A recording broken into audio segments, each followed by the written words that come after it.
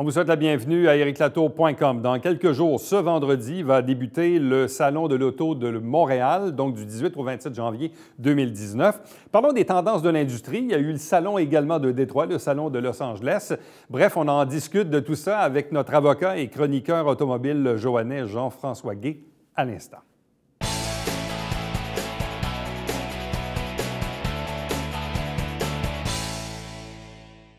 Parlons d'automobile, parlons des tendances de l'industrie pour 2019 avec l'avocat et chroniqueur automobile Jean-François Guay. Bonsoir et bienvenue. Bonsoir, Éric. Où s'en va le monde de l'automobile en 2019? Est-ce que c'est une année à laquelle on doit s'attendre à des nouveautés, des changements, une nouvelle direction? Bref, qu'est-ce qu'on a sur l'écran radar en ce moment? Bien, c'est une année charnière, je pense, avec l'annonce que GM a faite pour les fermetures d'usines. Ouais. Ils vont fermer 5 usines, 2 usines de pièces, puis 3 usines d'assemblage. Par contre, moi, je ne lance pas la serviette là encore, parce que je pense que les travailleurs d'Oshawa, même si les gens pensent que les carottes sont cuites, je pense qu'ils vont se battre encore pour que l'usine reste fonctionnelle, parce que c'était une des rares usines dans le monde, en tout cas pour GM, que tu pouvais assembler autant des tractions avant que des véhicules à propulsion. Donc, c'était une usine qui était quand même polyvalente. Et en quoi l'annonce de ces fermetures chez GM vient redéfinir l'industrie? Bien, c'est parce que là, GM, parce que Ford, l'an passé, il nous a annoncé, là, au cours des derniers mois, qu'ils abandonnaient éventuellement pratiquement le marché de la voiture pour garder des VUS, des véhicules utilitaires sport, des camionnettes, puis la Mustang, qui est une voiture fétiche. Bon, cela dit, ça veut dire que la Taurus disparaîtrait, la Fusion. La Focus est déjà disparue pour 2019. Il y a un nouveau modèle qui s'en vient, mais qui va peut-être ressembler davantage à un petit VUS. Il y a la Fiesta. Là, GM emboîte le pas aussi dans la même direction. On parle de l'Impala, on parle de la Chevrolet Cruze, on parle même de la Chevrolet Volt. On parle aussi de différents modèles Buick. Là, écoutons, on s'en va où avec tout ça? Parce qu'on veut diminuer la consommation de carburant. Et puis là, mais on enlève des voitures pour s'en aller avec des camions. Puis on s'entend que les camions, ça consomme plus que des voitures. C'est plus lourd, c'est moins profilé. Donc, forcément, au 100 km, vous allez consommer 1, 2, 3, 4 litres au 100 km de plus avec un VUS par rapport à une voiture de format similaire. Mais est-ce qu'on est en train aussi, est-ce que les Américains sont en train de laisser la place de l'auto aux constructeurs japonais principalement? Bonne observation. Si on regarde les Japonais, eux, sont très présents. Ils renouvellent leur flotte. On pense à la Camry, on pense à la Corolla 2020 qui va avoir une version hybride.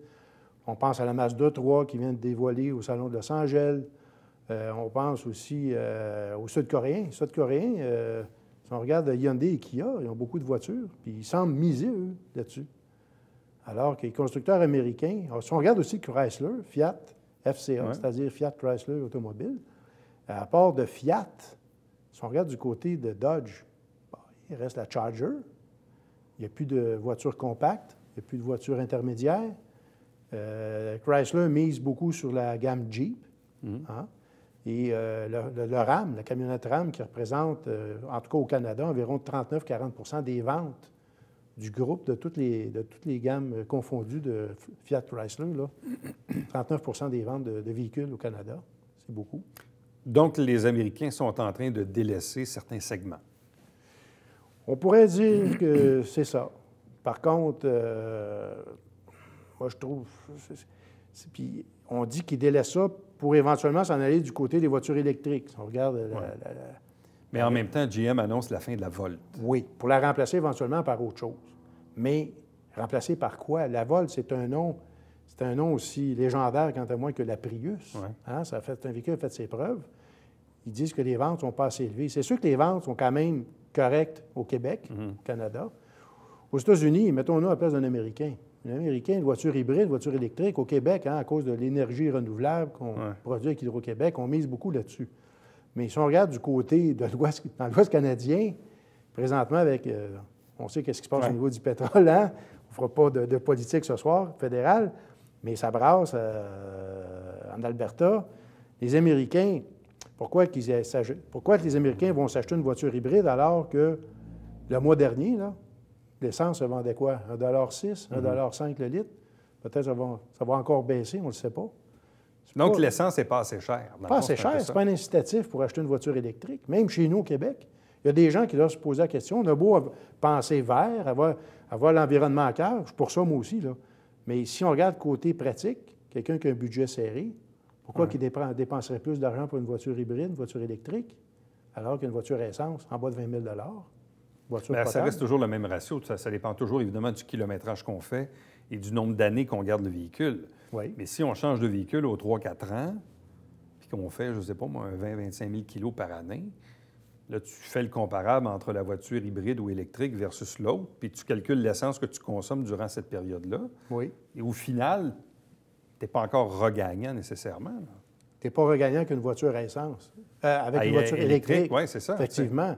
Parce que on a une subvention actuellement de 8 000 au Québec. Ça va, bon, le gouvernement a dit qu'il poursuivait le programme. Par contre, en Ontario, eux, il y avait 14 000 le gouvernement Doug Ford, ils ont aboli le 14 000 Ça fait en sorte que, déjà là, pour l'ensemble du Canada, ça devient moins intéressant pour les constructeurs de produire des voitures électriques. En même temps aussi, est-ce que les consommateurs, et on le voit chez plusieurs constructeurs maintenant, où on a une multitude de gammes, de segments de VUS, là, des petits, des moyens, des gros, C'est incroyable, là.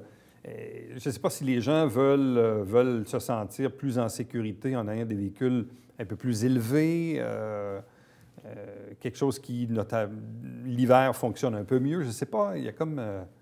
Bien, les gens... La première des choses, le VUS, c'est que c'est plus logeable, hein? Parce que c'est un véhicule à haillons.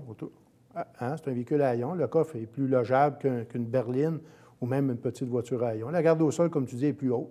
Donc, en hiver, c'est plus rassurant pour traverser des bancs de neige. Aussi, la position de conduite est légèrement plus haute. Mais là, si tout le monde est plus haut sur la route, à un moment donné, on ne peut pas voir par-dessus. Mais quand même, il y a encore, si on regarde le parc immobilier, le parc automobile plutôt, il y a quand même beaucoup de voitures, là, beaucoup de vieilles voitures sur la route. Puis ça fait en sorte qu'avec un VUS, automatiquement, tu as un meilleur champ de vision, plus de protection. Plus de protection parce que le véhicule est un petit peu plus costaud qu'une voiture, plus élevé. Fait que les gens ont l'impression aussi, souvent, c'est des tractions intégrales. Fait que les gens ont un sentiment de sécurité. Bon, tu parles de traction intégrale. Ça, c'est un truc qui m'intrigue. Je regardais dans la dernière année, tu sais, des véhicules comme des Accord, des Camry ou des Maxima, ou peu importe. Souvent, ces véhicules-là ne sont pas disponibles en traction intégrale. Pourquoi? Bien, parce que ça coûte plus cher. Ils vont être obligés d'augmenter le prix. Ça coûte plus cher aussi en entretien. Puis ça va augmenter légèrement la consommation de carburant. Par contre, Nissan va déroger, là, pour 2019, la nouvelle Altima. Elle est traction intégrale maintenant. Ah oui. Elle est traction intégrale. C'est une voiture qui va rivaliser avec la Subaru Legacy. Il y avait aussi la Ford Fusion, qui était traction intégrale. Vous pouvez l'avoir avec un 4 cylindres. C'est aux alentours de 30 000 ou le V6. Mais l'Altima, maintenant, de base, c'est traction intégrale. OK. Et donc, l'Altima va faire mal à qui? À la Maxima. La Maxima de 2019, ils l'ont retouché, ils l'ont rajeuni au niveau du look, mais ça reste le V6. Sauf que ce que je comprends, c'est que l'Altima risque d'être plus attrayante que la Maxima à cause de la traction intégrale. Je pense que oui. Sauf qu'il n'y aura pas de V6 au menu de l'Altima, ça va être un 4 cylindres. Quelqu'un qui veut plus de puissance va regarder la Maxima. Est-ce qu'il y aura une suite à la Maxima, une nouvelle génération à venir? Je ne suis pas sûr. Bon. Mais dans le japonais, on est souvent dans les valeurs sûres. On regarde Toyota, Honda, ou même dans le cas de Nissan, où il peut y avoir des nouveautés, mais on est encore beaucoup dans la continuité chez ces constructeurs-là? Bien, la continuité, oui. Si on regarde du côté de Toyota, bien, c'est des valeurs sûres, la Corolla, la Camry, c'est des modèles qui se renouvellent à tous les ans. Puis si on regarde, justement, on parle de Toyota, on parlait de traction intégrale. Bon, la Prius, pour 2019, est disponible avec la traction intégrale. Donc là, c'est une des rares voitures hybrides électriques, hybrides branchables, hybrides plutôt, parce que l'hybride empichable n'est pas proposé avec la traction intégrale, mais... Mais même chez Toyota, je me suis laissé dire qu'on allait peut-être même grossir le Highlander actuel pour recréer un véhicule entre le Highlander et le RAV4, parce que la Venza n'a jamais vraiment été remplacée. Effectivement, c'est vrai. Puis la Venza, c'est sûr qu'ils ne l'ont pas renouvelée, puis le fait que le RAV4 avait pris du volume au fil des ans, la Venza devenait un peu inutile. Bon. Chez les constructeurs allemands, Audi, Vaux, ou même dans le cas de BM, Mercedes et compagnie. Est-ce qu'il y a des trucs? Est-ce qu'il y a des nouveautés? Est-ce qu'il y a... Bien, eux, ils ont beaucoup de voitures hybrides rechargeables qui s'en viennent. Je pense, tu sais, là, mais ça fait longtemps qu'on nous promet ça. Mais là, veut pas, la machine est en marche, les usines, les ingénieurs, là, ils n'ont pas le choix. Ils ne peuvent pas vraiment reculer. Donc, on pense ça va être surtout les grosses voitures puis les VUS. On pense au BMW X7, qui est maintenant un 7 passagers. Éventuellement, ça va être hybride rechargeable. Je pense aussi au Audi Q8, le nouveau. Mais si on regarde l'Audi A6, l'Audi A8, BMW, déjà la série 5, qui est la 530e, déjà hybride rechargeable. Ça s'en vient, mais on s'entend que c'est des modèles qui se vendent 75 000, 80 000 et plus. Là. Donc, au niveau des petites voitures, là, si on regarde la série 2 de BMW, il n'y a pas vraiment d'hybride rechargeable. On pense à Audi. Là, il y a l'Audi e-tron qui s'en vient, qui va être dévoilé possiblement au Salon de Montréal au cours des prochains jours. Vous avez aussi, là, c'est surtout des voitures, encore, je me répète, là, mais c'est des grosses voitures. Bon. Il y a des marques dont on parle parfois un peu moins, notamment Subaru, mais aussi Mitsubishi. Mitsubishi, qui se cherche un peu. Mais là, depuis que Nissan a acheté des parts, Nissan, on sait maintenant Mitsubishi s'est joint à Nissan Renault. Donc, on peut présumer que Mitsubishi a des meilleurs jours qui s'en viennent pour eux. Mais encore là, ils n'ont plus de voitures. Ils ont seulement des VUS. Ils misent beaucoup sur le Outlander PHEV, là, qui est un hybride rechargeable. C'est un des rares hybrides que tu peux faire du remorquage. Tu peux tirer 1500 livres, 680 kilos. C'est quand même pas si pire. Mais encore là, il n'y a plus de voitures. Mais du côté des Coréens, par contre, je pense que c'est là que ça se brasse là, pour les prochaines années. Parce que là, on a le nouveau Hyundai Kona électrique. On annonce une autonomie de 415 km en mode électrique. On s'entend là qu'il ne fera peut-être pas, mais il devrait surpasser la Bolt, le Chevrolet Bolt. Du côté de Kia, vous avez le Niro, qui est l'équivalent du Kona un peu. Le Niro aussi, vous pouvez l'avoir électrique avec la même autorisation, donc 415 km en mode électrique. Mais on s'entend qu'en hiver, s'il fait moins 10, moins 15, moins 20, l'autonomie va réduire d'environ 30 %. Puis s'il fait moins 30, là, on parle quasiment de 40 à 50 %. C'est pour ça que la voiture électrique, on a connu tous les deux le grand verglas, la crise du verglas, c'est-à-dire. Il y a 20 ans. Donc, c'est sûr que, veut pas, on peut être un peu inquiet par rapport à ça. Parce qu'on se rappelle dans le temps, quand il y a eu la crise du verglas, si on n'avait pas eu de voiture à essence, on aurait été mal pris pour aller faire nos épiceries, chercher du bois pour chauffer la maison, puis tout ce que ça impliquait dans le temps. Là. Parlons des salons, parce que Salon de Los Angeles, Salon de Détroit, Salon de Montréal en janvier. Bref, c'est quoi un peu, pour un chroniqueur automobile, mais pour les amateurs aussi en soi, cette vague de salons là, qui commence à arriver? Bien, ça permet aux acheteurs là, de comparer sur un même plancher là, différents modèles qu'ils ont sur leur liste d'épicerie, comme on pourrait dire. Je me rappellerai toujours, moi, il y avait un de mes amis qui se déplace en fauteuil roulant. Puis il cherchait un véhicule adapté pour lui. Mais c'était difficile pour lui, parce que c'est sûr que le véhicule, il fallait qu'il l'adapte. Mais lui, il se déplaçait d'un concessionnaire à l'autre, ça n'avait aucun sens. Fait que je suis allé avec lui, on est allé dans un salon de l'auto de Montréal. Puis, on a regardé chaque voiture, puis on a vraiment trouvé la voiture qui lui faisait comme un gant, qui était à la bonne hauteur, qui puisse s'asseoir. C'était laquelle? Il était obligé de prendre une voiture, tu ne croiras pas, mais il a pris une voiture coupée, une voiture 2 portes. Ah oui? Même si la personne, tu sais, on pourrait penser qu'il va prendre une fourgonnette, un VUS, non. Parce qu'une voiture à 2 portes, les portières sont plus larges, sont plus longues. Fait que du moment que tu ouvrais la portière, il y avait plus d'espace pour approcher que son fauteuil roulant. Et puis là, mais étant donné que c'est un coupé, le siège était bas, il pouvait se transférer facilement. Il prenait le siège, il repliait son fauteuil roulant, il le repliait, puis il le déposait à côté de lui. OK, quand même. Mais je ne dirais pas la marque de voiture, parce que c'était une voiture de luxe. C'était un monsieur qui avait un petit peu d'argent. OK, quand même. Bon, le Salon de Los Angeles, c'est quoi, dans le fond, les nouveautés cette année? Les nouveautés au Salon de Los Angeles, bien, vous aviez la Mazda 3. Vous aviez aussi la Toyota Corolla 2020. Toyota Prius, traction intégrale, comme on a parlé tantôt. Toyota Corolla hybride aussi qui s'en vient, donc qui pourrait ravir des ventes à la Prius. Je vous dirais, moi, ça, c'était du côté des marques plus généralistes. Mais des VUS, côté des voitures hybrides rechargeables ou encore des véhicules électriques, là, il y avait la présentation d'un nouveau manufacturier américain, Rivian, R-I-V-I-A-N. Ce manufacturier-là, il a présenté un VUS et une camionnette. Ces véhicules-là, ça force Tesla, justement, à aller plus vite pour mettre en marché sa future camionnette électrique. Donc, mais à part ça, c'était vraiment le salon des VUS. Tu sais, on regarde du côté de Jeep. Jeep a présenté le Gladiator, qui est une camionnette Jeep. Donc, c'est le retour. Ça faisait longtemps qu'il n'y avait pas eu une camionnette Jeep. Ça faisait au moins une vingtaine d'années. C'est un retour pour Jeep. Si on regarde le reste, Lincoln a présenté l'Aviator. Du côté de Chevrolet, j'espère qu'on va le voir à Montréal, vous avez le Blazer, le retour du Blazer. Ah oui, le Blazer. Qui va être plus petit que le Traverse. Chevrolet Traverse, c'est un grand multisegment à 7 passagers, ou 8 même. Alors que le Traverse, bien, le Blazer, ça va être plus court. Ça va être un 5 passagers.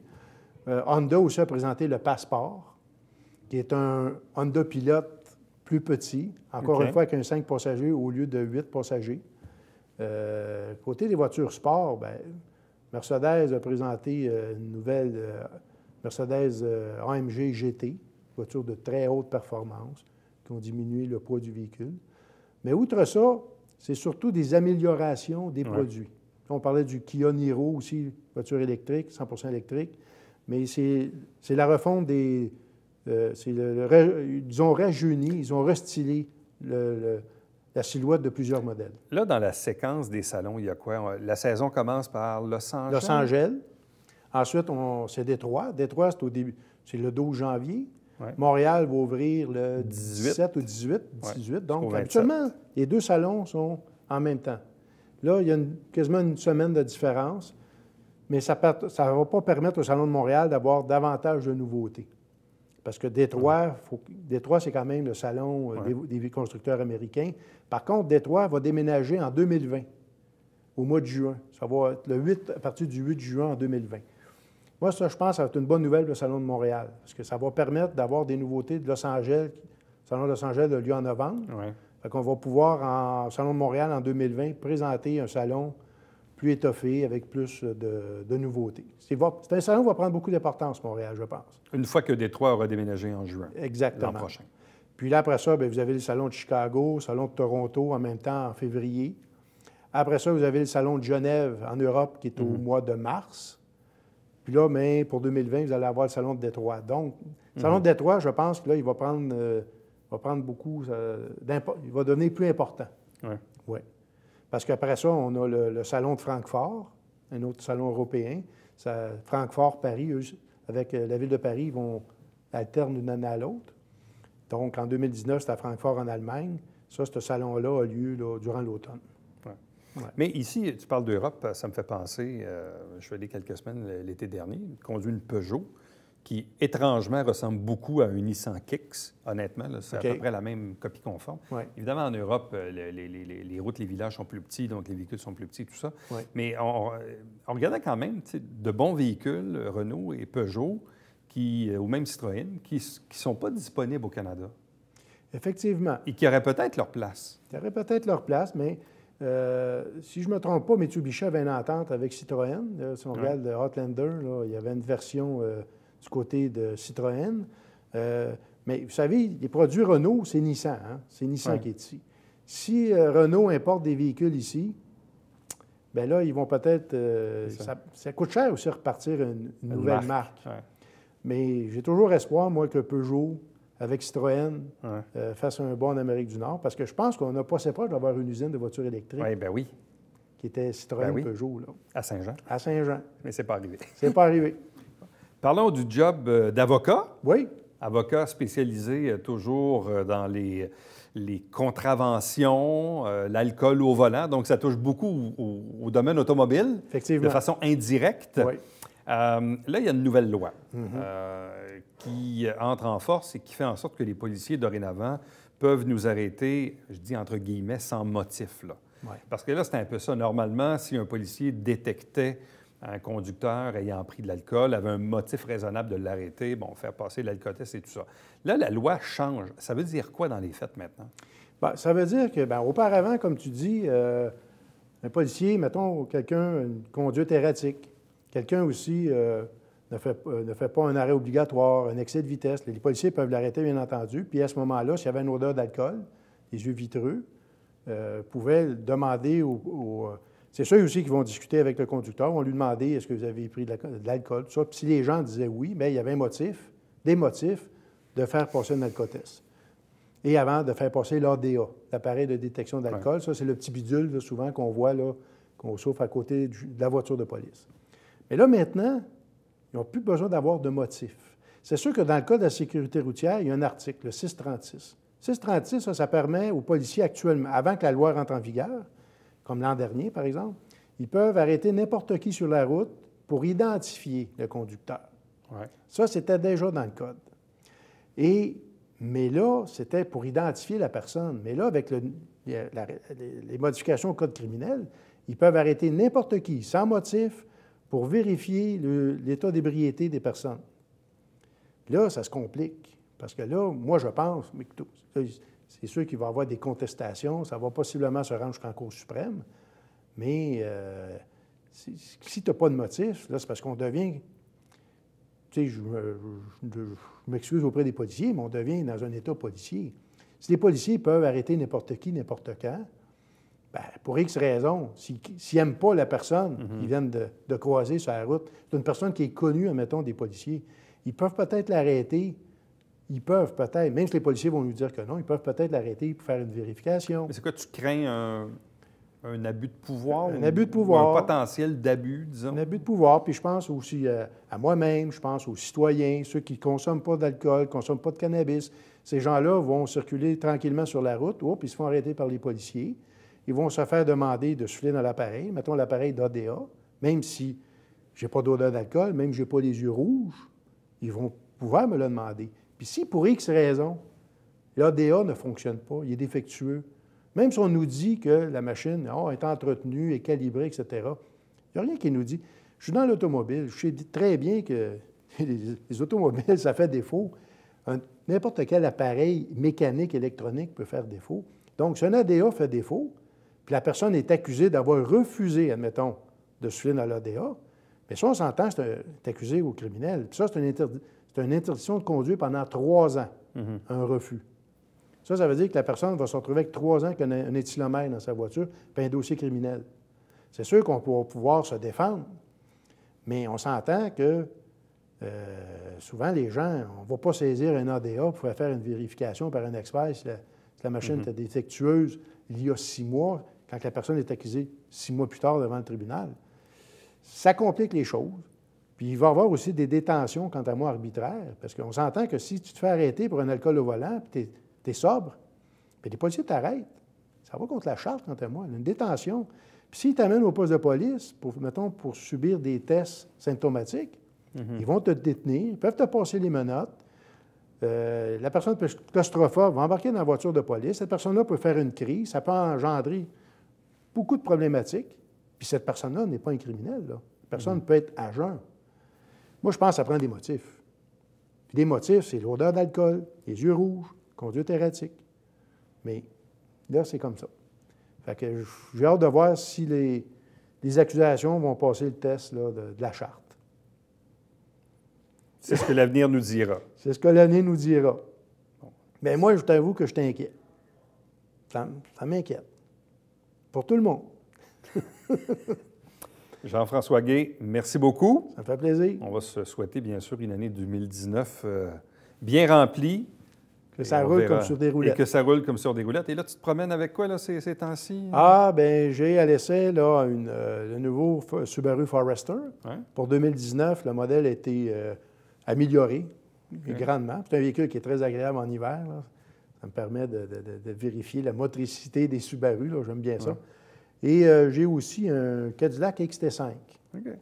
Mais ça, le Cadillac XT5, il va avoir une petite guerre fratricide à l'intérieur de Cadillac, parce que là, il y a le XT6 qui s'en vient. Ça va être un 6 passagers, comme son chiffre l'indique. Et vous avez aussi le nouveau Cadillac XT4, qui est plus petit. Okay. Et puis, ce véhicule-là, il frappe dans le mille, parce qu'au niveau du design, il est très beau. Puis en passant, Cadillac a annoncé qu'il lâchaient eux aussi des voitures. c'est-à-dire le CT6, l'ATS. Puis pourtant, Cadillac, il nous reste un peu de temps. 30 secondes. Cadillac avait pris du poil de la bête, comme Lincoln. Ouais. Et Lincoln aussi nous annonce qu'ils vont peut-être lâcher la Continentale, alors qu'ils ont travaillé tellement fort Leur marque, c'était ça. pour nous offrir ça. Puis là, bien, ils lancent la serviette. Moi, je ne comprends plus rien. Où s'en va le monde, Jean-François, si Cadillac et Lincoln ne font plus des autos? Bien, dans le monde automobile, on ne le sait pas. Mais il y a d'autres problèmes bien pires que ça sur la planète. Ça, Salut. je t'en conviens. Restez avec nous. Au retour, c'est le Babillard quotidien.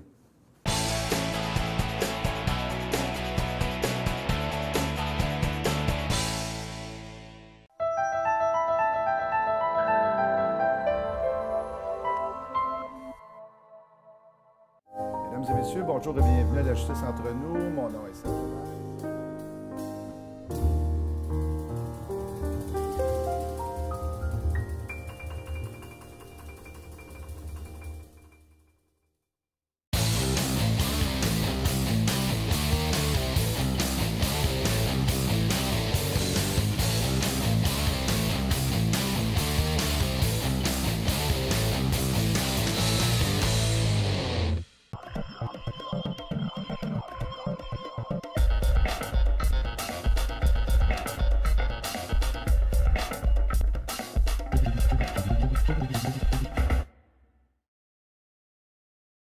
Mesdames et messieurs, bon matin et bienvenue à votre télébingo sur les ondes de télévision du Haut-Richelieu. Vous aimeriez jouer au bingo dans le confort de votre foyer? C'est possible. Tous les dimanches matins, 9h30, à la télévision du Haut-Richelieu, maintenant en haute définition au 609. C'est 4 000 $ en prix à chaque semaine. Pour vous procurer les livrets du télébingo, c'est facile.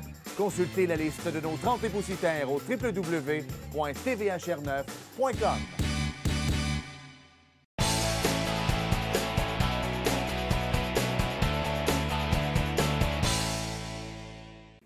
Parlons du stationnement de nuit. Vous savez qu'il est interdit, bien sûr, lorsqu'il y a du déneigement, mais permis par exception, évidemment. Mais c'est de votre responsabilité de vous informer et on peut le faire de différentes façons. On peut recevoir des alertes par texto, il y a Twitter, Facebook, il y a même une ligne pour appeler. Bref, il est de votre responsabilité de vous assurer qu'il n'y a pas d'opération de déneigement pour pouvoir, bien sûr, garer l'auto durant la nuit. On rappelle qu'il y a le Télébingo, toujours le dimanche matin, 9h30 en direct, 4 000 $ en prix. Et nous, on se donne rendez-vous, bien sûr, demain. Bye-bye.